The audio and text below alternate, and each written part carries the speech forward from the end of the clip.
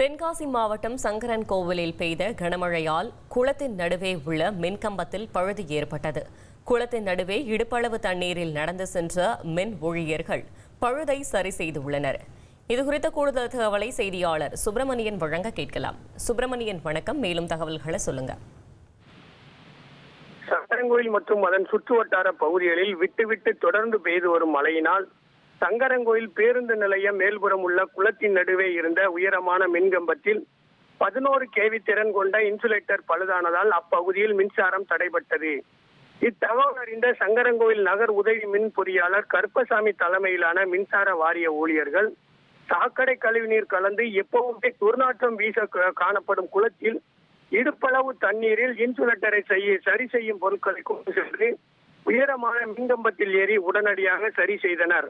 அதனால் சங்கரன்கோயில் நகர் பகுதியில் உள்ள பல்வேறு பகுதிகளுக்கு சில மணி நேரங்களிலே மின்சாரம் உடனடியாக வழங்கப்பட்டது. தன் உயிரையும் பொருட்படுத்தாமல் கொட்டும் மழையில் எப்போதும் துர்நாற்றம் வீசி அசுத்தமாக காணப்படும் குளத்தில் இடுப்பளவு தண்ணீரில் உதவி மின் பொறியாளர் தலைமையில் குளத்தின் நடுவே உள்ள உயரமான மின்கம்பத்தில் ஏறி மின் பழுதை சரி செய்த சிறப்பு உதவி ஆய்வாளர் முகவர் பொன் சுப்புராஜ் மற்றும் போர்மன் முனியாண்டி, வயர்மன் முருகன், நாகராஜ் துரை, சுப்பிரமணியன் உள்ளிட்ட அனைத்து ஊழியர்களையும் சங்கரன்கோயில் பகுதியைச் சேர்ந்த பொதுமக்கள் பாராட்டி வருகின்றனர். தற்போது நகர்மன்ற தலைவர் கௌசல்யா தலைமையிலும் உதவி மின் பொறியாளர் தலைமையிலான மின்சார வாரியத்திற்கு பாராட்டு தெரிவித்து வருகின்றனர். தகவல்களுக்கு நன்றி சுப்பிரமணியன். இனி செல்லும் இடமெல்லாம் செய்தி.